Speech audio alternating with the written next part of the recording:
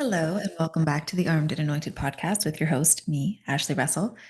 I actually wasn't planning on recording an episode today, and I just kept kind of getting called towards it. And so I said, you know what, I actually don't have anything to say today, but I'm just going to trust that when I open my mouth, God has something to speak through me. And as I sat down and I turned on my microphone and I sat in front of my computer, the sentence "to serve, we have to heal" came to mind. And so, man, what a topic that is to speak on as I go into this purpose, this mission of helping people create business to actually serve people in the world, to spread light. And my main goal is to teach people to build kingdoms instead of castles for themselves, because a kingdom houses people, it serves people, they live inside of it, they thrive inside of it. But a castle houses you. It houses your ego. It has enough rooms to make you happy. It's built just for you to live in and maybe staff work in it, but you're not serving people inside of it. And we want to be kingdom builders, not castle builders. So and able to serve a kingdom and able to have a kingdom thrive, a community, a personal brand, right? We we have to heal ourselves because we can't be wounded warriors. We can't go into this world and serve while we ourselves are bleeding out. First, we have to patch up our wounds and then we can properly serve. And we have to go through the experiences that create the wounds that we're going to help heal in others. And so the first thing I want to talk about is stop trying to avoid the journey. There's so much hardship in what we are asked to go through, and great leaders are not carved from easy journeys. They are not. They are carved from really difficult ones. They know all of the scrapes and the wounds that everybody else has because they've lived it. They know what it feels like to hurt, to be down in the mud and have to pull themselves up out of it. And as they get up, they turn into these leaders that go, I'm going to help you get out of the mud easier than I did. And this turns into service of who you're supposed to help. But when you avoid the journey that scrapes you up, you're actually avoiding the amazing experiences that are turning you into a leader. And I know it sucks respectfully when you're in them. I know that. I've been there. I've been there. And you're like, it kind of feels like life is happening to you. And you're like, well, why me? Like, you don't get it. And it's so easy to become a victim of our circumstance. It's so easy to create stories for why other people have it easier when you can't see what's going on in the background. And the one thing that I want you to remember is if you're in that place where you're like, oh, yeah, of course, Ash, like you just don't get, I do get it. I have been there and this is happening for you. So you can choose whether you lay down in the grave of this growth journey or you keep digging until you get to the other side of it so that you can help people through it. But to build a business based in service, we have to heal ourselves. And when I say heal, I don't mean like you need to be not human, you need to be perfect. That's not what I'm talking about. I am talking about healing those parts of our darkness that don't belong inside of us so that we can teach other people. Because if we want to use business to create light in this world, we have to know what light feels like, what it sounds like, how to create it, how to spread it. And I know I talk a lot about light and darkness, and it can be confusing, but I want you to think of it like this. Darkness takes root in the forms of thoughts, actions, patterns, stories, lies that we tell ourselves. And when we're born, we're so light. We're so light when we're born. We come into this world, and the kids are always like, I'm going to be an astronaut. We're like, heck yeah, you are, man. But then somewhere along the way, somebody who's had darkness take root in them kind of goes, oh, grow up. You're never going to do that. And it just plants the seed of doubt, maybe some fear, maybe some smallness. And over time, those seeds take root inside of us and they end up making a home in there. And those parts, they don't belong to us. So we have to heal them because the more darkness comes in, the more, let's say, the thoughts come in where it's like, oh, who am I to do this? Well, I could never do that. Well, of course she can because she's this, and I'm not, I can't because I'm not. The more it takes root and we believe it and it burrows into us, the darkness drives out the light until we are so small and so consumed by it that all we have inside of us is like this little kind of flickering, like light in the laundry room where you're like, oh, I'll change it sometime, but it never really gets changed. You just end up doing laundry in the dark. No, just me. Okay. Um, but it will drive out your light. But you have to remember that what you feed is what thrives. And if you're allowing those thoughts to take root in you, that's why they're thriving. And they stop thriving when you stop letting them. And I'm going to say something that's kind of harsh, difficult to hear maybe, but it's time you got strong again. It's time you remembered who you actually are and that you have the power that you demand. And if you allow those thoughts to run loose in your head, it's not because they're just stronger, it's because you're being weak with them. You stopped standing up to them, you stopped challenging them. And as soon as we do, that light starts to come back. And when we start to feed the light and we feed the light a little bit more, it starts to drive out the darkness. And it doesn't happen all at once, but it gets a little bit brighter and a little bit brighter and a little bit brighter until when the darkness tries to come back in, it's so confronted by the light because you're so used to feeding yourself positivity. And what this looked like for me, I'll tell it tactically, is it did take me about a year of correcting because you guys, I started doing this when I think I was like 35. I'm 36 right now. And I swear to God, that sigh wasn't for like, oh man, I'm 36. I really love where I'm at. It took a long time because I had 35 years. Okay, fine. Let's give myself up to like 5 years old when I went to kindergarten. I remember some like core memories of like being small and fear and doubt and all the things. Let's say I had 30 years of allowing this darkness to take up space inside of me.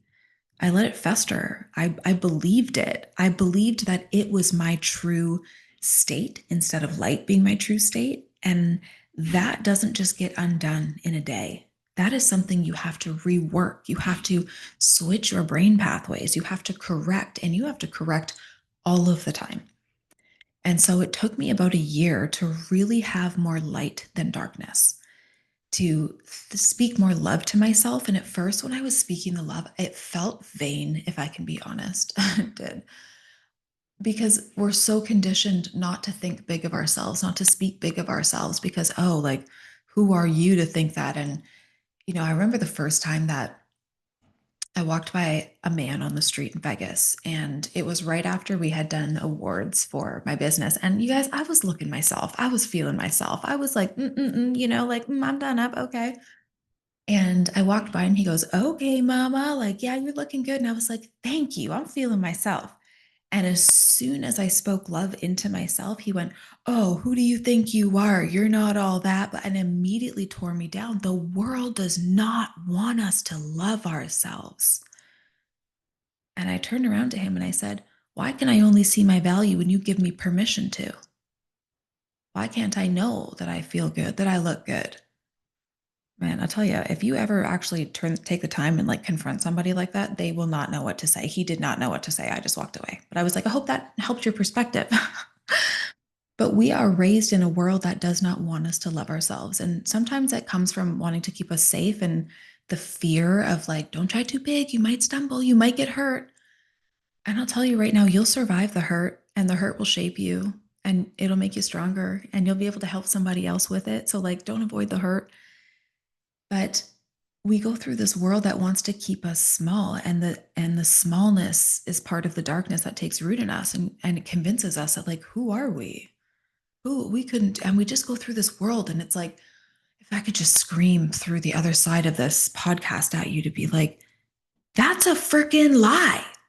That's a lie. It's a lie. You are made of light. Imagine turning around and saying that to your 2-year-old self. Who do you think you are? You're nothing. Your voice isn't worthy. You'll never get that dream.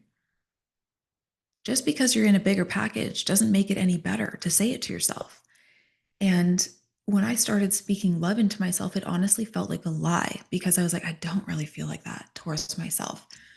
But the more I did it and the more I did it, and I would start with like using apps that had affirmations and I would just repeat the words because that felt a little bit safer until I would do subconscious programming cards. So if you don't have subconscious programming cards, you really need to make them. I have 2 in front of me right now. I'll reach them. Oh, I have 3. And what these do is I have them in my car, I have them on my desk, I have them all around me, and I just read them, and they reprogram my subconscious from being like, I could never do that, like believing all of these thoughts to, I have one in front of me that says, I embrace the dark void of uncertainty where creativity meets its deepest power. And my girlfriend made these for me about me. I asked somebody who knew me to make them. And I think you should do that too if you're not in the place where you can write them yourself. But like this has taught me that like I embrace going into the dark void of uncertainty because that is where my creativity meets its power. That is a place of power for me. It's not a place of death. It's not a place where I go to die. That's a place where I freaking create and I come out more powerful. The next one says, comfort and chaos are terrified of me.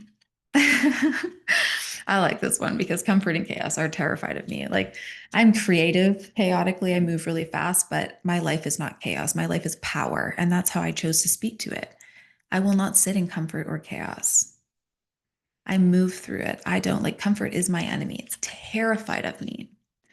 And the last one on my desk says, I'm done playing small and I'm claiming my power. Try reading that to yourself every single day and staying small. Like there isn't some humans who have like more power and you just got a little sprinkle of it. And God was like, yeah, that's for you. And just a teeny tiny bit for you. That's not how it goes. It's just that some people choose to speak life and light into their power. And some people speak the life into the darkness inside of them that takes root and it just gets deeper and deeper and darker. And like until that light is just that broken laundry room light inside of you. You get the choice when you start speaking to yourself differently, when you start believing in yourself differently. And I was doing a coaching call with a client today who's going through essentially the void that I just did an episode on. And I was talking to her. And because I've gone through these voids and these experiences and these challenges so much, I have all of these like tactical little tricks that I have used to essentially strengthen myself. And she was in the phase where you go through those phases when you're in the void where it sucks you back first and you start to feel really confused, like you're like this version of yourself and maybe you've made a step and you don't know how to move or how to act. And she had too many people talking to her, too many voices that were confusing her, giving her advice, and she couldn't hear herself. And so I told her, I was like, you need to have people who guard your life. And my girlfriend Samantha, who was just on the previous episode before this one, she talks about this where she has very few people who are allowed to speak over her life because you only want the people who speak life over it, who speak light into it, who are like there to build you up. Like you do not want people who have, smallness rooted inside of them and they can't help but spew that onto you. But I was like, you need like 2 to 3 people who are allowed to speak to you, who value you, who are not biased, who are not going to, enable you. And you need to have a warrior in your mind. And when I was telling her about the warrior that I created in my mind, it was because I was essentially abusing myself in the way that I spoke to myself and what I allowed to run through my mind without realizing that, like, my thoughts aren't all true. I'm just the only one who can hear them. And your thoughts aren't true. You're just the only one who can hear them. And you don't have a mind warrior in there being like, absolutely not. So I would actually visualize, those little like green toys, those little like toy soldiers. I would visualize that little mind warrior in there. And he was I don't know why he was a he. I don't need some like masculine protection in there, maybe. Okay. It's just a little version of Ost. We love that. He was just in there and he was guarding my mind. So when a thought would come through that was like, oh, I am going to fail, he'd be like, get out. And he would just be this guard, like the guard of Asgard. I've seen Thor where it's like Idris Elba's there with the sword. Oh my gosh, please make your mind warrior Idris Elba with the sword from Asgard. And he like puts the sword down. He's like, out. And he controlled like what you're allowed to take in. And anything that was rude or was a lie or was darkness, he rejected in my mind. And so you have to have these little tips and tricks for monitoring your mind because you are so used to letting it run loose. You are just unconsciously going about your day.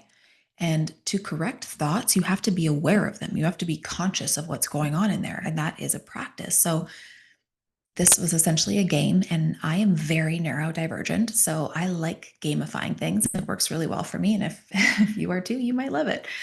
Like gamify it. Like, I don't care if you have to use a customer service voice where like you hear a voice go, oh my gosh, I shouldn't go for this goal. I'm going to fail. Nope. Beep, stop. Straight to customer service. Hi, I am so sorry, but we are not taking any more doubt about our goals today. Have a good day. Hang that phone up. Whatever tactic you need to use to keep that garbage, that darkness from taking root in your mind, use it. I don't care how stupid it feels. Okay.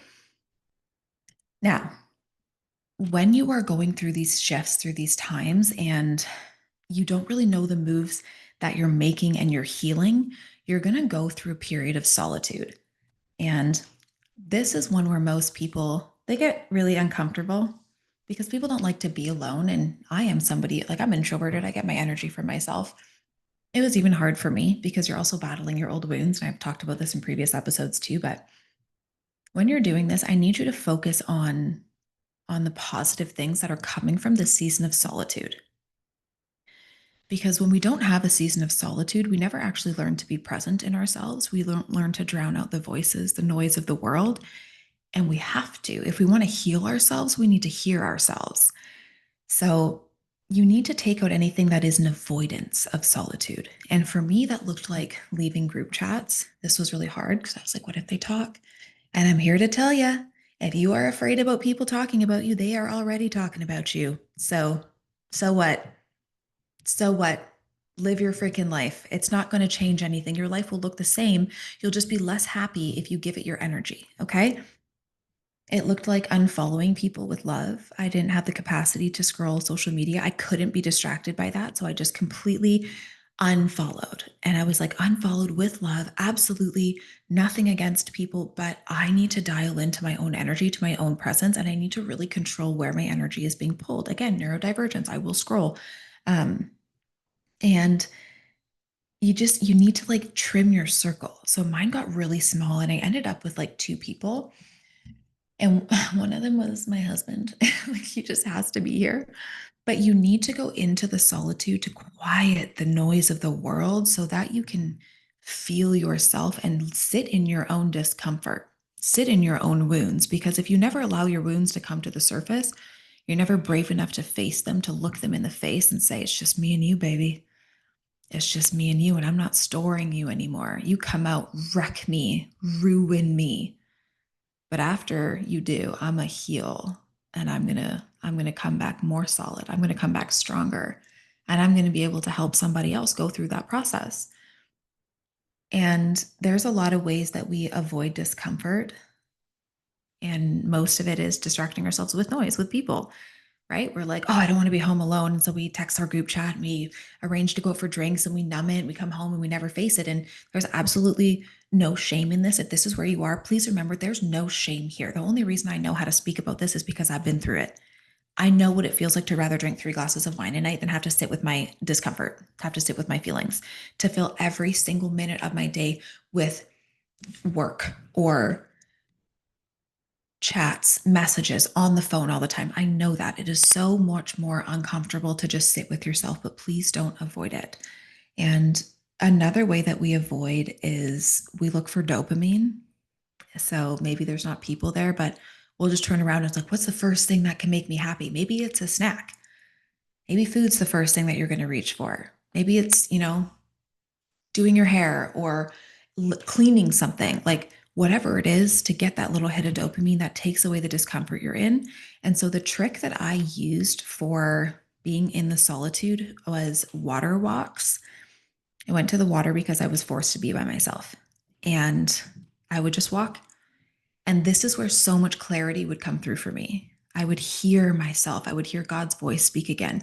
And I didn't always listen. Again, I wasn't in the place yet where I was like, oh, I can hear that. I'm just going to be obedient. Your girl was a little bit naughty. Okay. took the long way. That's okay.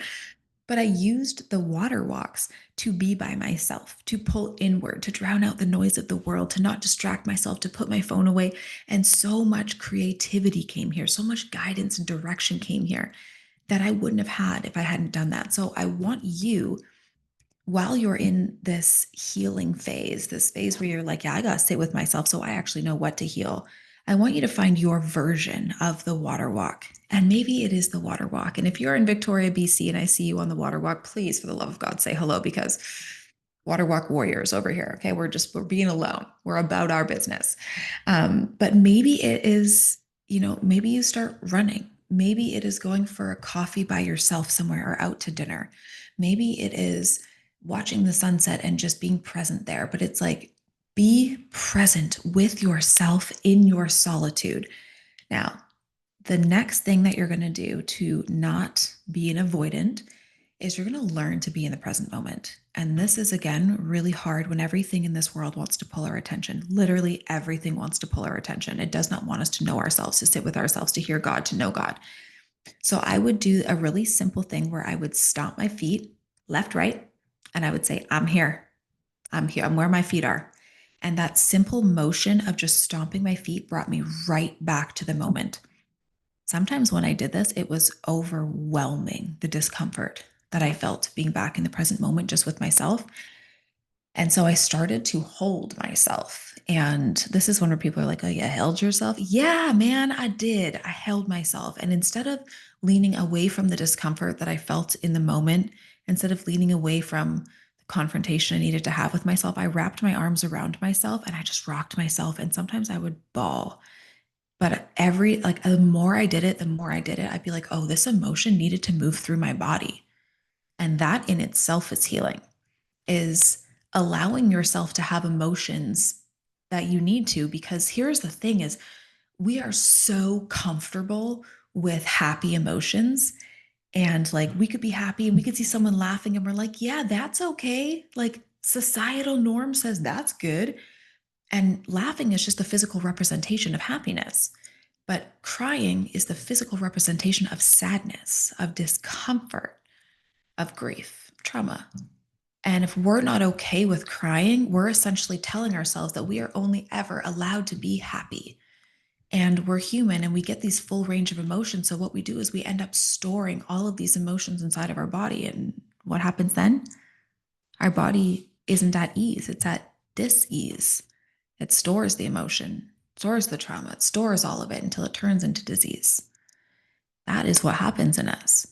So instead of avoiding it, stomp your feet, be with yourself in the present moment. If you feel a wave of emotion coming up, hold yourself. Hold yourself through it the way that when you were a child, if a wave of emotion came up, somebody would hold you. And along the way, we forgot that it was okay to be held.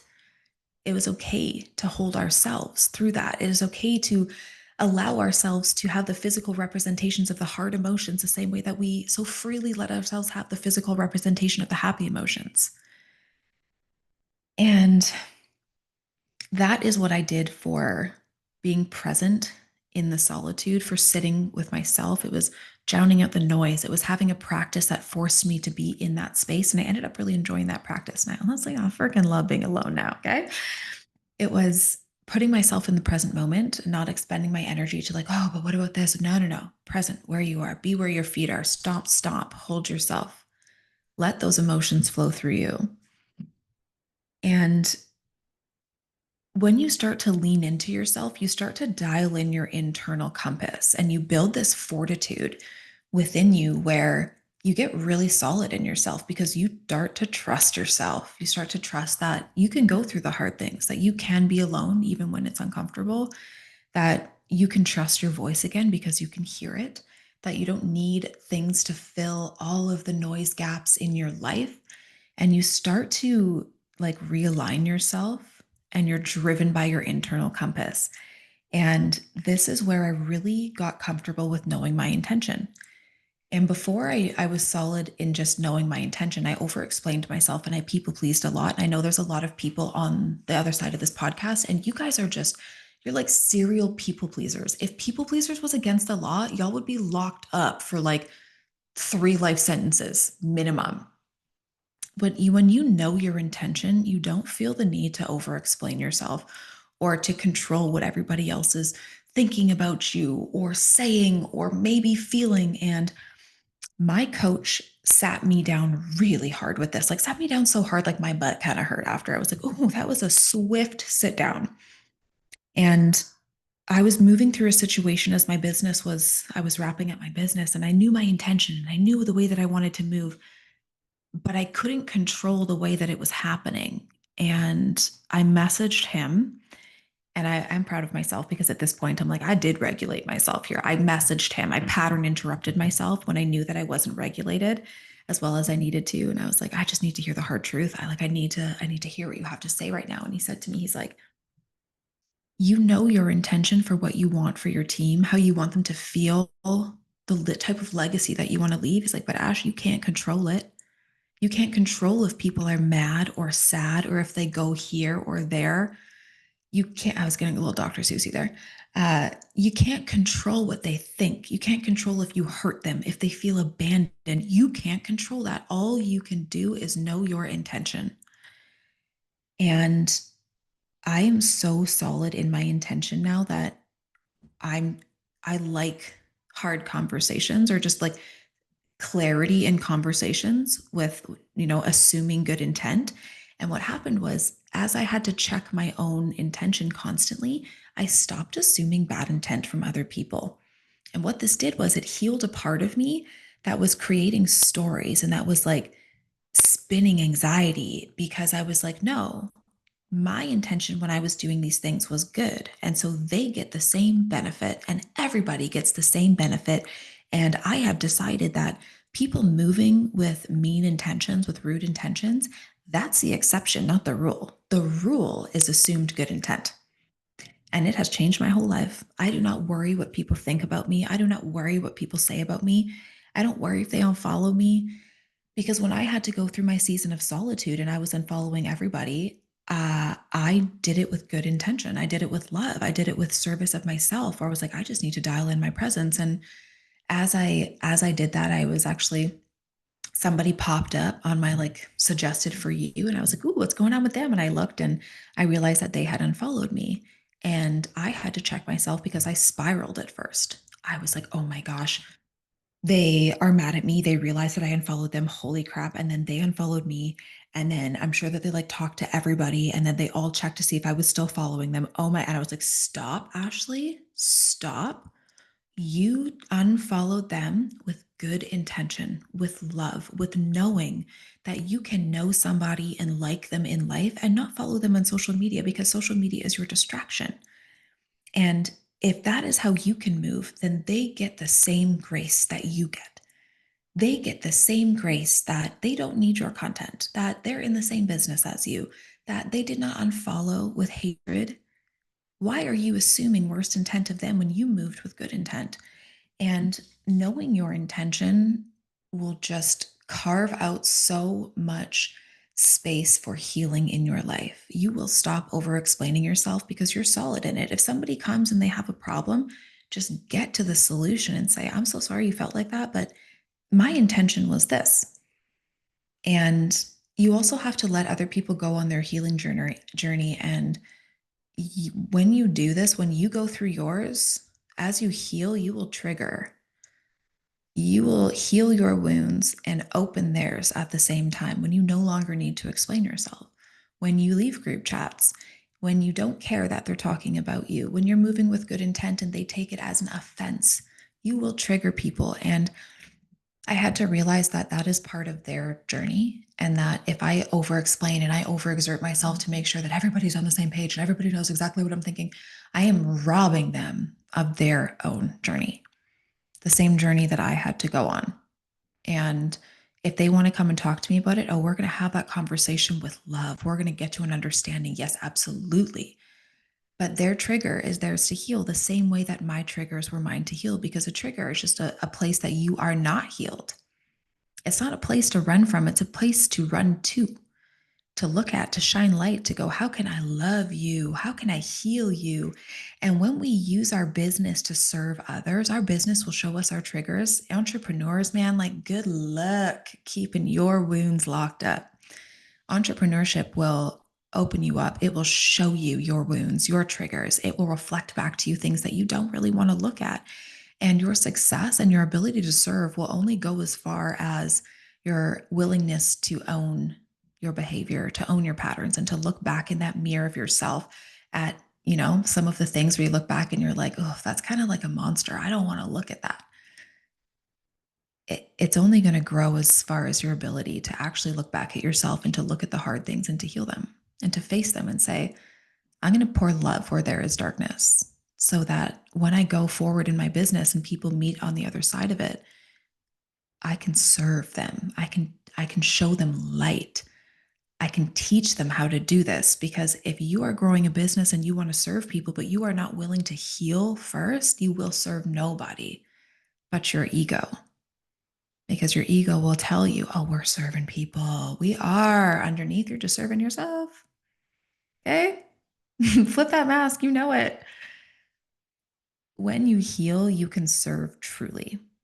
When you are not willing to, you will serve your ego, because your ego wants to sound noble. It wants to be like, yeah, we're serving. Of course we are. But really, it's just a mask over your intention. So if you want to come into this journey, if you want to build kingdoms instead of just building your own castle, get in the trenches first. Get down there with the people who are going to live in it. Peel back the masks. Look at yourself in the mirror. Face your triggers. Don't run from them. Get that mind warrior in there. Do the work. It's not easy. It's worth it. It's not supposed to be easy. Great leaders are not carved from easy journeys. So, do you want an easy journey, or do you want to be a great leader? Do you want to feel comfortable, or do you want to serve people in your business? Because if you're a wounded warrior, you can't serve yet. You might be able to serve a few people, to help a few people, but you are put here to do big things. Do you hear me on the other side of this podcast? You, yes, you, whatever you're doing right now, driving in your car, standing in your kitchen, going for a walk, maybe you're at the gym, stop. You were meant to do incredible things, and you are so much stronger than you think you are. You can face yourself. Every single thing that you have gone through in this life, you have survived and you have come out stronger. And if there is something inside of you and that darkness is trying to take root and it's trying to break you apart, you're the only one who can fix it. You're the only one who can fight that internal battle. And if you need to plug a voice in every single day that tells you you can do it, for the love of God, let it be mine. I will encourage you. I had people encouraging me the whole time. I didn't believe in myself. My coach said to me when I was going through this transition, he said, I pitched him something and it was so easy for him. He said, I believe in Ashley Russell, build it. And I want to extend that to you today to say, I believe in you, build it, heal it, so that you can serve a kingdom while you watch everybody else in your life just try to build themselves a castle. I love you so much, and the world needs your voice. And with that, I'm so glad I listened to the poll to do this episode, because, whew, dang, I feel like this was a freaking banger. And I hope that you're turning this off when you're going to go about your day, and you're going to use these tricks of like having a mind warrior in there to shut down the darkness that tries to take root, because that doubt, that smallness, those lies, they don't belong to you, and they only stay as long as you open your home to them. It's time to evict some darkness so that you can spread light in this world. I'll see you guys next time.